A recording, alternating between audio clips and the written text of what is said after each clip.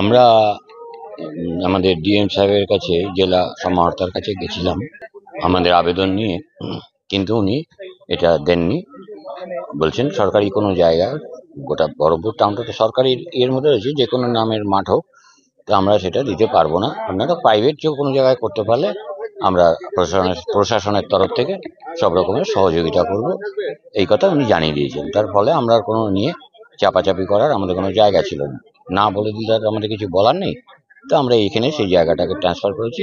প্রথম দিকে আমাদের প্রচার ছিল ওয়াইএমএ মাঠে করা হবে, সেই প্রচারটাকে আমরা আবার দ্বিতীয়বার করে পরবর্তীকালে যত কিছু ফরাসডাঙ্গাতে নিয়ে এসে হাজির করেছি। এখানে আমাদের যা জায়গা আছে ওই ওয়াইএমএ মাঠের কাছাকাছি হবে। একটা উদ্যোক্তা রয়েছে এখানে, তারা ওয়াইএমএটাকে কেন্দ্র করে অনুষ্ঠানটা করতে চেয়েছিলাম, কারণ ওয়াইএমএ মাঠটা হচ্ছে বহরমপুর শহরের ভীষণ একটা কেন্দ্রবিন্দু। একটা কেন্দ্রবিন্দুতে আমাদের এই সনাতন ধর্মের এত বড় একটা অনুষ্ঠান, একটা গীতা মহাযজ্ঞ যেটাকে আমরা পরিকল্পনা করেছিলাম, সেটা বহরমপুর শহরের প্রাণকেন্দ্রে করাটাই উচিত ছিল আমাদের।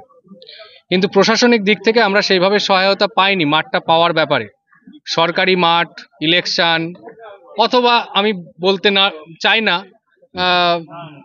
ধর্মীয় কারণের, এসব কারণের জন্য তারা সরকারি মাঠকে দিতে রাজি হননি। তাদের পরামর্শ ছিল যে আমরা যদি কোনো প্রাইভেট মাঠ বেছে নিই, তাদের তরফ থেকে প্রশাসনিক যে অনুমতির দরকার হবে সেগুলোতে অসুবিধা হবে না। এবং এখানে যে জমিটার উপরে এখন অনুষ্ঠানটা হবে সেটা অত্যন্ত মনোরম জায়গা। বহরমপুর শহরের শেষ প্রান্ত, গঙ্গার ধারে, এবং রাধা মাধব আশ্রমের জায়গা হচ্ছে। তাদের ফসল কেটে নিয়েছেন, এতটাই সদিচ্ছাতে তাদের গ্রামে গীতাপাঠ অনুষ্ঠান হবে, এত ক্ষতির সম্মুখীন হয়ে চাষ করেছিলেন, ফসল লাগিয়েছিলেন, সেই ফসলও তারা কেটে নিয়েছেন। এবং সব থেকে বড় ইম্পর্টেন্ট জিনিসটা হচ্ছে যে যারা বীজ বপন করেছিলেন, চাষ, তারাও শেষ পর্যন্ত সমস্ত ওই কোনো ক্ষতিপূরণ না নিয়ে, এতটাই তাদের বড় মন, এত বড় অনুষ্ঠানকে তারা নিজেদের গ্রামে নিয়ে এসেছে।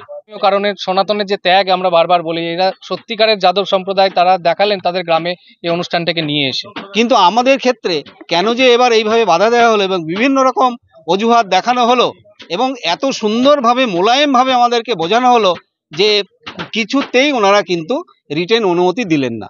বারবার ঘোরাতে লাগলেন, যার ফলে আমাদের কার্যক্রম করার সময় কিন্তু চলে এলো। আর বেশি সময় ছিল